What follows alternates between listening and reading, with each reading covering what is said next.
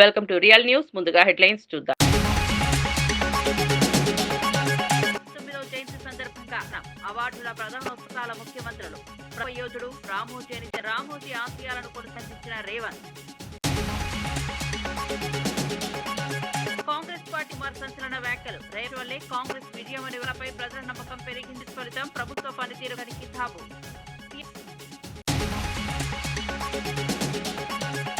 CM Chandrababu మాటలను వక్కిల్వార్. Visakha ఉక్కుపై TDP రాష్ట్ర అధ్యక్షుడు పల్లా అన్నది ఎన్డీఏ ప్రభుత్వమేనని తప్పుదోవ పట్టిస్తున్నారని. వడ్ల కొనుగోలుపై హరీష్ ఆవేదన.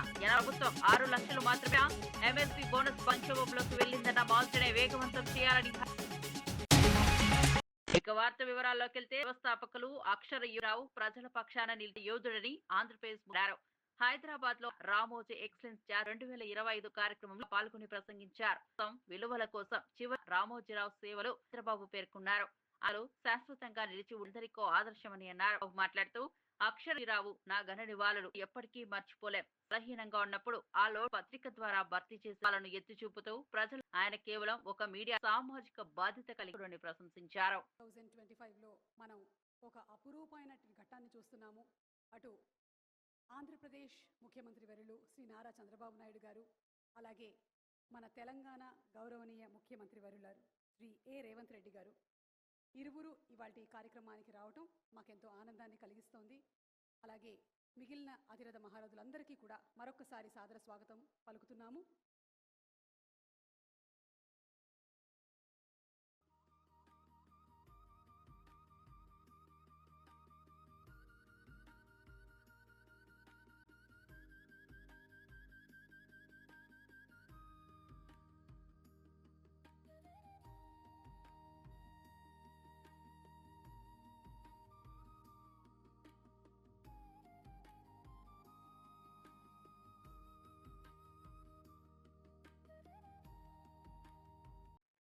రామోజీరావు 89వ జయంతి ఎక్సలెన్స్ అవార్డులు 2020లో రామోజీ ఫిల్మ్ సిటీలో కార్యక్రమానికి హాజరైన తెలంగాణ రామోజీ ఫిల్మ్ సిటీని రాష్ట్రాన్నిస్తూ ప్రశంసలకు రామోజీరావు దార్శనికతను పరీక్షకున్నారు. ఈ సందర్భంగా రామోజీ గ్రూప్ సంస్థలు కొనియాడారు. హైదరాబాద్, చార్మినార్, గోల్కొండ కోట వంటి యుగంలో హైటెక్ సిటీ మరో ఇప్పుడు వాటి సరసన రామోదంగా చేరింది.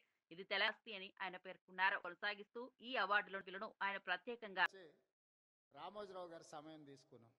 సార్ మిమ్మల్ని కలవాలనుకుంటున్నాం మేము అని. రాండి అన్నాడు. నలుగురం కలిసి రామోజీరావు గారి దగ్గరకు వచ్చినాం. మా నడక, మా చూపులను బట్టి ఆయనకు అర్థమైంది వీళ్ళేదో మంత్రి పదవులకు పైరవి కోసమే వచ్చినట్టున్నారని. భోజనం పెట్టి కూర్చోబెట్టి మేము అడగని కూడా అడగలే, వారే మొదలు పెట్టారు. రాజకీయాలు ఆ విధంగా, ఎన్నికలు, ఫలితాలు ఏ విధంగా వస్తాయి అనేది విశ్లేషణ ఒక రకము. నేను ఇప్పటివరకు ఎప్పుడు చంద్రబాబు నాయుడు గారికి నేను ఎవ్వరికి మంత్రి పదవి ఇవ్వాలని చెప్పలేదు. నా దగ్గరికి ఎవరు వచ్చినా మంత్రుల కంటే కూడా ఎమ్మెల్యేలకు బాగా రాణిస్తారని నేను సూచన చేస్తూ ఉంటాను. మీ నలుగురికి కూడా అదే సూచన అని వారు మాకు అంటే మా మనసులో ఉన్న మాటను గుర్తించి, అంతకుముందు బయట చాలామంది మంత్రివర్గం అంతా చంద్రబాబు నాయుడు గారు, రామోజీరావు గారు చిట్టి పంపిస్తారు, చంద్రబాబు నాయుడు సార్ మంత్రివర్గాన్ని ఏర్పాటు చేస్తాడని బయట చర్చ జరుగుతుండేది. సరే రామోజీరావు గారు మా నలుగురులో ఎవరికో ఒక్కరికైనా తప్పకుండా చెప్తాడు అనుకోండి. ముఖ్యమంత్రి చంద్ర విషయంలో చేసిన వ్యాఖ్యలను వక్రీకరిస్తూ ప్రజలను నారని టీడీపీ రాష్ట్ర అధ్యక్షుడు విశాఖ ఉక్కు పరం కట్టుబడి ఉందని దానిని చంద్రబాబు అహర్నిశ చేశారు. ఈ సందర్భంగా పలు నష్టాల్లో ఉన్న స్టీల్ ప్లాంట్ చంద్రబాబు ప్రత్యేక చొరవ తీసుకుని కేంద్ర ప్రభుత్వం నుంచి సుమందల కోట్లు, రాష్ట్ర ప్రభుత్వం పన్నుల రూపంలో మరోలు కలిపి దాదాపు సాయం అందేది. దేశంలో ఒక కేంద్ర ప్రభుత్వ రంగ సంస్థ అండగా నిలిచిన దాఖలాలు హక్కు అనే నినాదాన్ని నిజాస్థితుల భవిష్యత్తును దృష్టిలో పెట్టుకున్నామని వివరించారు. పెట్టేటట్టుగా మాట్లాడడం ఇది తగదు. ప్లాంట్ లాసుల్లో ఉన్నదాన్ని కేంద్రం దగ్గర నుంచి అలాగే రాష్ట్రం నుంచి సుమారు 14,000 కోట్లు తీసుకొచ్చి వారికి ఆర్థిక సాయం అందిస్తే దాని పట్ల బాధ్యతగా ఉండాల్సింది మానేసి లేనిపోని రాద్ధాంతం చేయడం, బాధ్యతగా తీసుకొచ్చినటువంటి డబ్బులను సద్వినియోగం చేసుకోవాలనే విషయాన్ని పక్కన పెట్టి కార్మికులను ఏదో అన్నారని, ప్లాంట్ని ఏదో అన్నారని మాట్లాడడం మంచి పద్ధతి కాదు. ఈరోజు ఎంతో కష్టపడి కేంద్రాన్ని ఒప్పించి 11,000 కోట్లు తీసుకురావడం జరిగింది. అలాగే రాష్ట్రం నుంచి కూడా సుమారు 2,600 కోట్లు ఆర్థిక సాయం అందించడం జరిగింది. 20-30% నుంచి నడుస్తున్నటువంటి ప్లాంట్ని తీసుకొచ్చి సుమారు 80%కి ఈరోజు నడిచేటువంటి పరిస్థితులు తీసుకురావడం జరిగింది. అయితే ఏ ప్లాంట్ అయినా సరే అది పబ్లిక్ సెక్టార్లో ఉన్నది రేపు లాభాల్లో నడవాలి అంటే అటు కార్మికులు మేనేజ్మెంటు తీసుకోవాల్సినటువంటి బాధ్యత ఉంది. అదే వారు చెప్పారు. దానికి రాజకీయ లబ్ధి కోసం ఈ వైసీపీ నాయకులు ఆయన వ్యాఖ్యల్ని వక్రీకరించి లేనిపోయినటువంటి అపోహలు తేడానికి ప్రయత్నాలు చేస్తున్నారు. కనుక మేము అందరికీ ప్రధానికానికి కానీ కార్మికులు శ్రీ సత్యసాయి జిల్లా రాజదేవంగా భావించే ఘనంగా జరిగాయి. పట్టణంలో ఏర్పాటు చేసిన కనక బాలకృష్ణ మంత్రి సారథి భారీ పూలమాలలుగా మాట్లాడిన ఎమ్మెల్యే బాలకృష్ణ కురబ జీవితాన్ని సాయకమని ఎన్నో ఆటుపోటు నిలదొక్కున్న మహానీయుడు వర్గానికి చెందిన వారి ర్యాలీగా పాల్గొని జయంతిని సాంస్కృతిక కార్యక్రమాల వాగ్వాలతో వాతావరణం నెలకొంది. మార్గదర్శకాలని ప్రముఖులు స్థానిక ప్రజలు పెద్ద ఎత్తున క్రమాన్ని విజయవంతం చేశారు.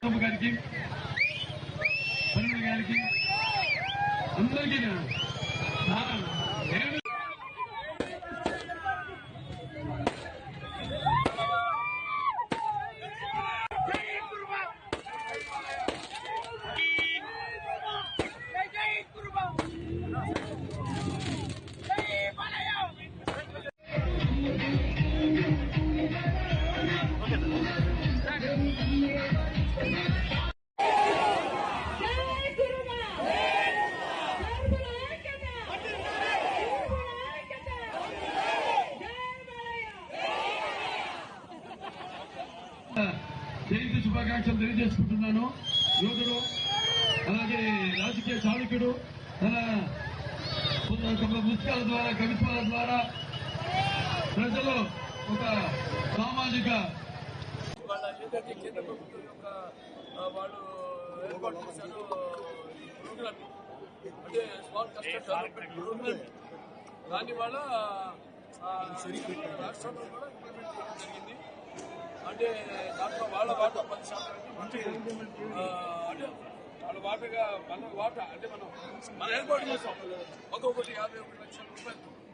సో దాంట్లో ప్రభుత్వం యొక్క వాటా వచ్చి 1,44,00,000. అంటే వీళ్ళ భారత తగ్గించి వీళ్ళు 10% వీళ్ళు పెట్టుబడి కొడితే డబ్బు కొడితే దాంట్లో మనకి 90% కేంద్ర ప్రభుత్వం పెడుతుంది అన్నమాట. అటువంటి వాళ్ళ లబ్ధిదారులు 292 లబ్ధిదారులు వాళ్ళకి ఇప్పుడు ఇవాళ 121 మందికి ఈ ఫేజ్లో మళ్ళీ తరగతిన రెండో ఫేజ్లో కూడా వాళ్ళకి మిగతా మందికి కూడా వాళ్ళకి ఇక వర్తిస్తుందని తెలియజేసుకుంటూ, అలాగే ముఖ్యంగా తెలుగుదేశం పార్టీ ఇప్పుడు మన ప్రభుత్వం వాళ్ళకి ఉచిత విద్యుత్ కూడా ఇస్తామని మనం వాగ్దానం చేయడం జరిగింది. అంటే ప్రకటించడం జరిగింది. నాకు తప్పకుండా దానికి ఒక జియో తరగతిలో అది జారీ అయ్యేటట్టు చేస్తాను. అంటే వాళ్ళు ఏంటంటే 200 యూనిట్ల రూపాయలకి, అది హ్యాండ్లూమ్స్ వాళ్ళకి, అదే పవర్లూమ్స్ వాళ్ళకి అయితే 500 యూనిట్ల రూపాయలకి వాళ్ళందరూ కూడా యూనిట్లు, దాన్ని బట్టి వాళ్ళకి ఫ్రీ కరెంట్ వాళ్ళందరికీ ఇస్తాము. అలాగే వాళ్ళ ఎంతో కాలంగా చిరకాల వాంఛ తెలుగు మన హిందూపురం పట్టణ పుర ప్రజల యొక్క వాంఛ రైల్వే రోడ్డు, అంటే రోడ్స్ అన్ని చాలా బాగా కంజెస్టెడ్గా ఉన్నాయండి. సో ఇవాళ 92,50,00,000 రూపాయలు మనం తెచ్చుకోవడం జరిగింది. అంతకుముందు మన ప్రభుత్వం ఉన్నప్పుడు తెచ్చాము. Special development fund. కాకినాడ జిల్లాలో అన్ని వెళ్లే మహా పాదయాత్ర డీసీసీబీ చైర్మన్ తుమ్మల మాజీ ఎమ్మెల్యే పెండెం దొర ఈ పాదయాత్రకు పెద్ద సంఖ్యలో పాల్గొనడంతో ఉత్సాహంతో కలకలలాడింది. అపారమైన భక్తితో ప్రతి యాత్ర స్థానికంగా ప్రారంభ కార్యక్రమాలు చేస్తూ దేవుడి దీవెనలకు యువత వృద్ధులు కలిసి సరణతో ముందుకు సాగారు. కొనసాగేందుకు నిర్వాహకులు విశ్రాంతి కేంద్ర యాత్ర ప్రాంతీయ ఏకతను ప్రతి అడుగులో భక్తించింది.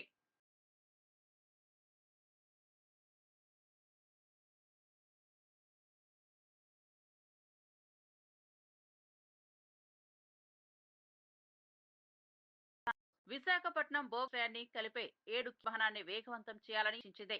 ఈ రోడ్లు రావాలని మంత్రి నారాయణ అభివృద్ధికి ఇది కీలకమని 50 అంతస్తుల ఐకానిక్ కొత్త వలస సమీపంలో ఇన్వెస్ట్ సిటీ ఏర్పాటుకు ఆకర్షణలను పెంచే ఈ ప్రాజెక్టులో సహాయపడతాయని మంత్రి వ్యాప్తంగా టిట్కో ఇళ్ల జూన్ చివరి నాటికి పూర్తి చేస్తానని ఆయన చెప్పారు. నిర్దేశిత గడువులోగా పూర్తి చేసి అంతకుముందే కాంట్రాక్టర్ చెప్పడం జరిగింది. అధికారులు కూడా ఆ విధంగా ఫాలోఅప్ చేస్తున్నారు. దాని మీద ఇవాళ రివ్యూ జరిగింది. దాదాపు 1 నెల పూర్తయిపోయింది. గత నెల 18వ తేదీ యాక్చువల్గా టెండర్ ఇచ్చాము.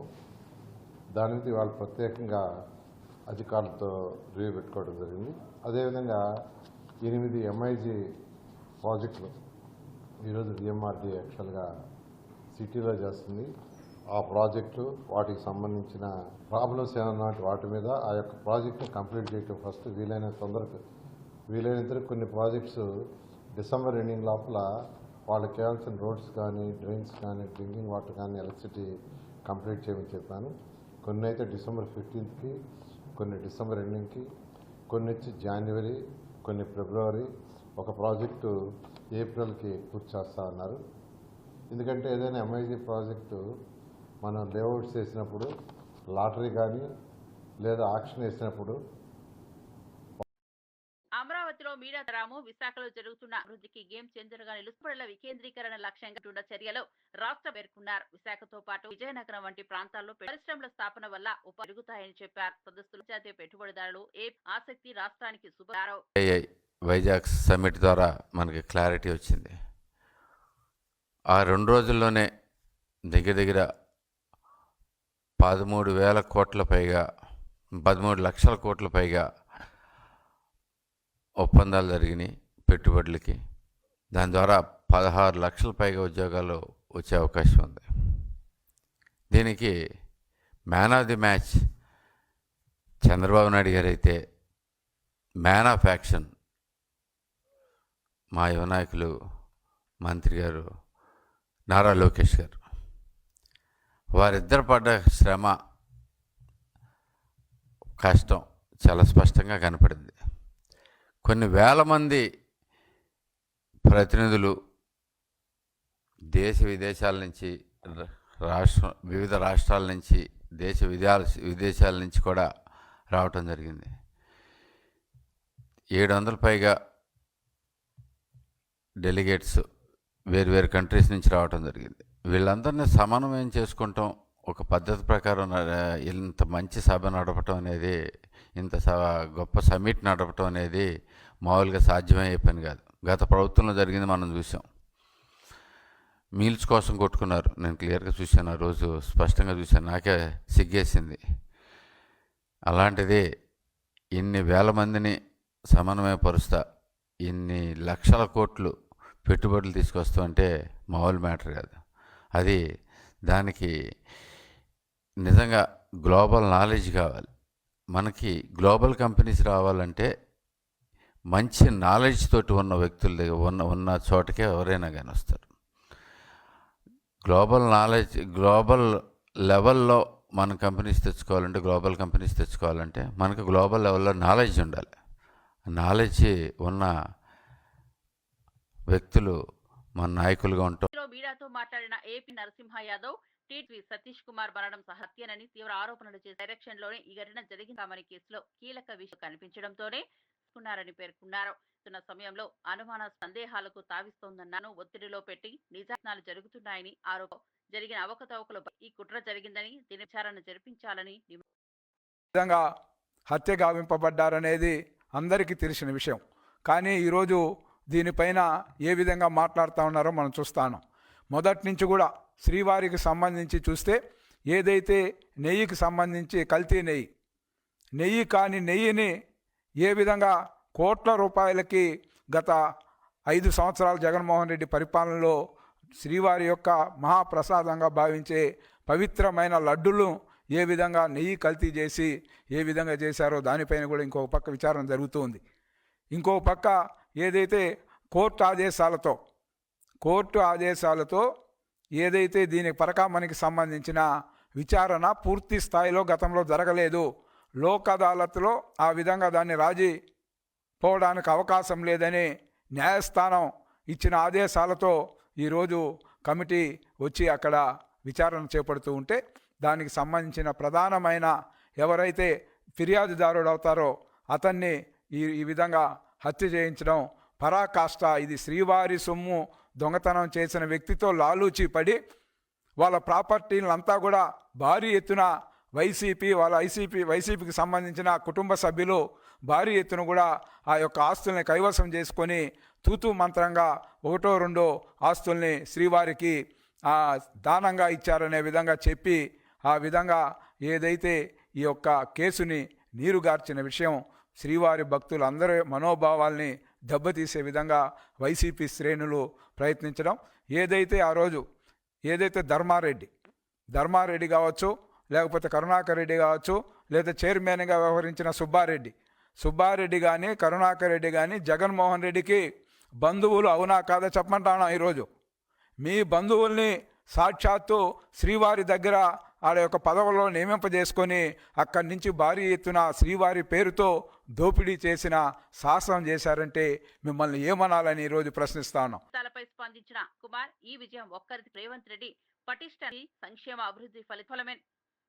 జూబ్లీహిల్స్ ఉప ఎన్నిక ఫలితాల కార్యదర్శి సంపత్ కుమార్ చెందింది కాదని, సీఎం రేవంత్ సమిష్టి కృషి ప్రతిఫలమేనని అమలు చేస్తున్న సంక్షేమ పథకాన్ని బలపడుతోందని వ్యాఖ్యానించారు. ఆత్మక నియోజకవర్గంలో కాంగ్రెస్ పట్ల ప్రజల విశ్వాసం. సంపత్ కుమార్ మాట్లాడుతూ హెచ్ఎంసీ స్థానిక సంస్థల హితాలను కాంగ్రెస్ నమోదు చేస్తారు. ప్రభుత్వం చేస్తున్న సమాధానం ఇస్తున్నారని ఈ విజయం ముందుకు సాగేందుకు ప్రేరణగా ఉన్న కేబినెట్ మంత్రులు, ఎమ్మెల్యేలు, శాసనసభ్యులు అందరి కృషి, ప్రభుత్వ పనితీరు వీటన్నిటి వల్ల విజయం సాధించినాం. జూబ్లీహిల్స్ ఎన్నికల్లో భారీ మెజారిటీతో, ఎవరు ఊహించని మెజారిటీతో. చాలా సంతోషం. ఈరోజు ప్రభుత్వ అధినేతగా రేవంత్ రెడ్డి గారి నాయకత్వంలో కానీ, పార్టీగా మీనాక్షి గారు, మహేష్ కుమార్ గౌడ్ గారి నాయకత్వంలో కానీ కాంగ్రెస్ పార్టీకి మంచి వాతావరణం ఉంది అన్నది ఈ ఎన్నిక ద్వారా స్పష్టమైంది. 2 సంవత్సరాలు అయింది ప్రభుత్వం ఏర్పడి. ఈ ఎన్నికల్లో విజయం సాధించినాము కదా అని చెప్పి ఏమాత్రం అదమరిచి వ్యవహరించినా ఆగమైపోతాం.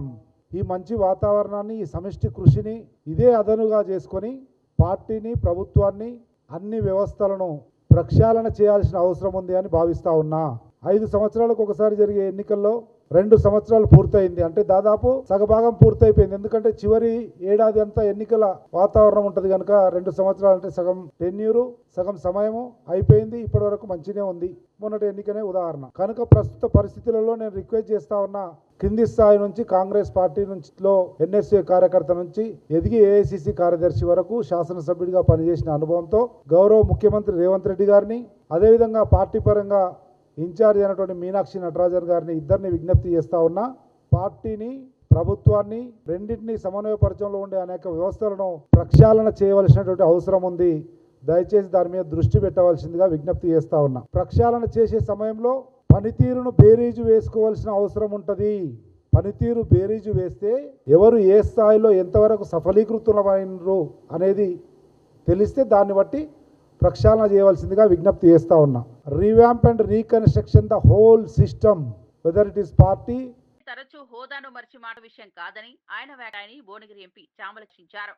జూబ్లీహిల్స్ లో బండి సంజయ్ చేసిన వ్యాఖ్య అనుకూలంగా లేవని, ప్రధానిగా ఉన్నాయని పేర్కొన్నారు. సందర్భంలో బీజేపీ నేతలు ప్రకటించే ప్రయత్నం చేస్తారని, ఓటమి ఎదుర్కొన్న తర్వాత బీజేపీ బాధ్యత ఉందని చామల విమర్శించి నాయకులు ప్రజాస్పద వ్యాఖ్యలతో ప్రచారిస్తున్నారని మండిపడ్డారు. వాళ్ళు వచ్చినటువంటి రిజల్ట్లను బట్టి మీరు హిందువులందరికీ పిలుపునిస్తూ ఏ పార్టీలో ఉన్నా కానీ వచ్చి బీజేపీలో జాయిన్ కావాల్సినటువంటి పరిస్థితి ఉందని చెప్పడం జరిగింది.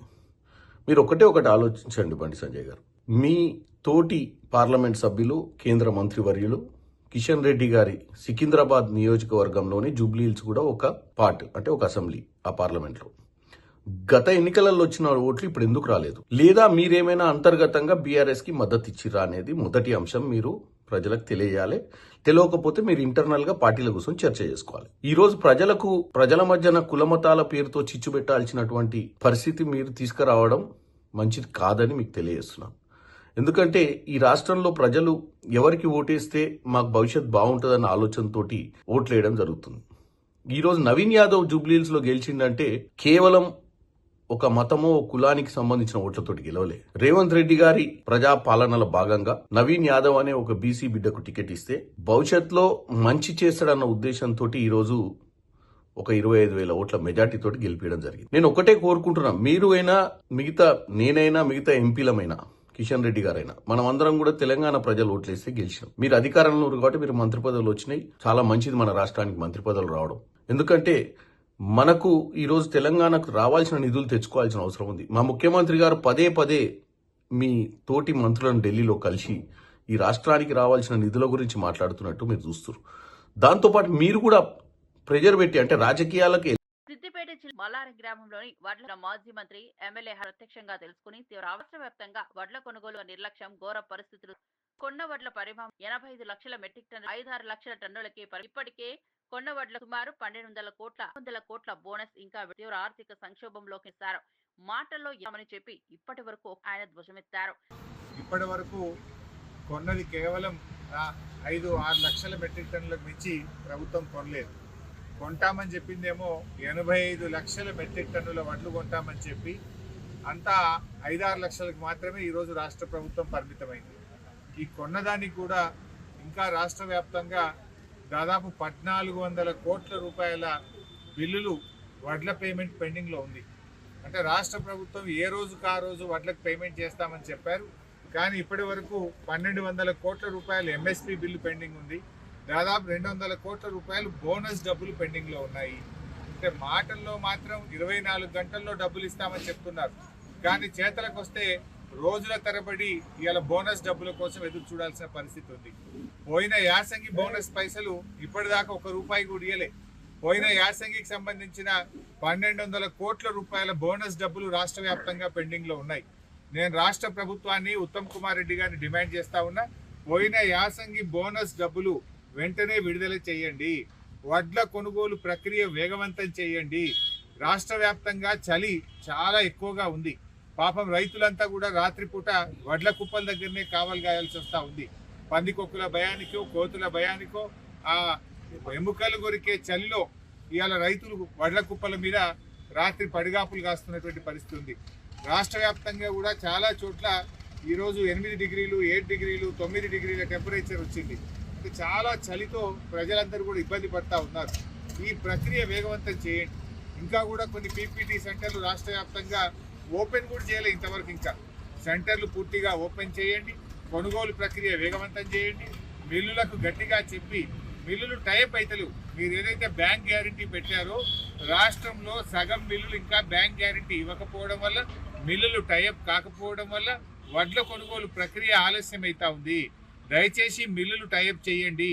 అన్ని పీపీటీ సెంటర్లు తెరవండి. వడ్ల కొనుగోలు ప్రక్రియ వేగవంతం చేయండి. రైతులకు వెంటనే డబ్బులు చెల్లించండి.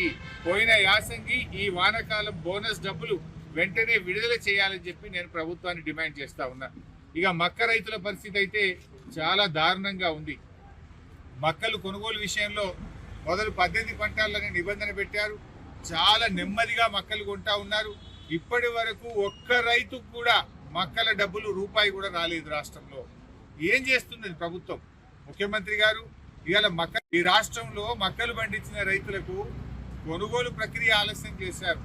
కొన్న మక్కలకు కూడా ఒక్క రైతుకు 1 రూపాయి కూడా ఇప్పటిదాకా చెల్లించలేదు. ఎందుకు ఆలస్యం చేస్తా ఉన్నారు? దాదాపు ఇవాళ 6 లక్షల ఎకరాల్లో రాష్ట్రంలో మక్కలు పండినాయి. మక్కలు కొనడంలో ఇబ్బంది పెడతా ఉన్నారు. ఆ కొన్న మక్కలకు కూడా డబ్బులు ఇవ్వడం లేదు. వెంటనే మక్క పండించిన రైతులకు రాష్ట్ర వ్యాప్తంగా డబ్బులు విడుదల చేయాలని చెప్పి ప్రభుత్వాన్ని డిమాండ్ చేస్తా ఉన్నాం. దాదాపు 20 రోజులైంది మక్కలమ్మి. ఐఏఎస్, ఐఏఎస్ ఇండియన్ ఎడ్యుకేషన్ విద్యారంగంలో విధానాలు వేగవంతం కాపనిసరి అని నిపుణులు అభిప్రాయ. ఎడ్యుకేషన్ సర్వే తప్పనిసరిగా సమావేశంలో ఆమోదం పొందేందుకు ఉపాధ్యాయుల శిక్షణ, విద్యార్థుల ప్రగతివే కీలకమని కవిత వ్యవస్థను బలోపేతం చేసేందుకు టీచర్స్ ఫెడరేషన్ అన్ని స్థాయిలో హామీ ఇచ్చారు. బాధపడ్డది. అది కేజీ నుండి పీజీ విద్య వరకైనా సరే, పీజీ చేసిన వాళ్ళైనా ప్రభుత్వ ఉద్యోగానికైనా ప్రైవేట్ ఉద్యోగానికైనా పోవాలంటే పోగలుగుతున్నారా లేదా అనేటటువంటి అంశాల మీద మనం నిరంతరం చర్చిస్తూ వచ్చినాం, నిరంతరం మదన పడుతూ వచ్చినాం. సరే, ఆంధ్రాలో కలిపి ఉన్నప్పుడు మనకు ప్రభుత్వ పాఠశాలలు లేవు, ప్రభుత్వ కళాశాలలు లేవు, ప్రభుత్వ విద్యా సంస్థలు లేవు, మన యూనివర్సిటీల మీద ఫోకస్ లేదు అనేటటువంటి అనేక అంశాలు మాట్లాడుకున్నాం. రాష్ట్రం సాధించిన తర్వాత మనం సాధించిన ప్రోగ్రెస్ ఏంది, ఇంకా సాధించాల్సినటువంటి అంశాలు ఏంటి, వీటి మీద మాత్రం ఒక సీరియస్ డిబేటు, డిస్కషన్ జరగాలనేది నా ఉద్దేశం. ఇది పొలిటికలా అంటే మనం ఏది మాట్లాడినా ఇవాళ రేపు పాలిటిక్సే అవుతుంది. కాకపోతే ఒక 10 years బీఆర్ఎస్ పరిపాలన సాగింది. బీఆర్ఎస్ పరిపాలన బాగలేదు, మేము మార్పు తెస్తామని చెప్పి వచ్చినటువంటి కాంగ్రెస్ కూడా ఏదైతే ప్రపోజ్ చేసిండ్రో చేంజెస్ విద్యా వ్యవస్థలో వాటి మీద కనీసం ఇనిషియేటివ్ కూడా తీసుకున్నట్టుగా కనబడడం లేదు. And I'm very open, it can be debated, it can be discussed. అయితే మరి ఇంకా 2 years తర్వాత కూడా ఆ చేంజెస్కి నాంది పలకకపోతే ఇంకెప్పుడు పలుకుతాం? ఒక విద్యా కమిషన్ వచ్చింది, వెరీ గుడ్ స్టెప్. కానీ ఆ విద్యా కమిషన్ ఏం చేస్తున్నది, వారి ప్రయారిటీస్ ఏమి ఉండాలి, వీటి మీద మాత్రం చాలా బలంగా మనందరం ఆలోచన చేసి ప్రపోజ్ చేయాలి. నా తరఫున నా రిక్వెస్ట్ ఏంటంటే, నేను గ్రౌండ్లో చూస్తున్న సిచ్యువేషన్ ఒకటి, గిరిజనుల ఆదివాసీల విద్య పట్ల చాలా చాలా ఉదాసీన వైఖరి తెలంగాణ యావత్ రాష్ట్రంలో మనం ఈ 12 ఏళ్లలో కూడా పాటించుకుంటూ వచ్చినాం. వారికంటూ భాష లేదు, లిపి లేదు, వారి భాషలో చెప్పే ఉద్దేశం మనకు లేదు. వారి దగ్గరికి పోయి విద్యలోకి వారిని తీసుకురావాలనేటటువంటి సిన్సియారిటీ ఏ ప్రభుత్వం కూడా ప్రదర్శించలేదు. రెండవది, మహిళా విద్య పట్ల వివక్ష. ఇవాళ ప్రభుత్వం ఫీజు రీఎంబర్స్మెంట్ ఇవ్వకపోతే బులెటిన్ ముగించే ముందు హెడ్లైన్స్. 9వ జయంతి సందర్భంగా అవార్డుల ప్రధానోత్సవాల ముఖ్యమంత్రులు. యోధుడు రామోజీ ఆశయాలను కొనసాగించిన రేవంత్. కాంగ్రెస్ పార్టీ మరి సంచలన వ్యాఖ్యలు. రేటు వల్లే కాంగ్రెస్ విజయం అనే పై ప్రజల నమ్మకం పెరిగింది. ఫలితం ప్రభుత్వ పనితీరు కితాబు.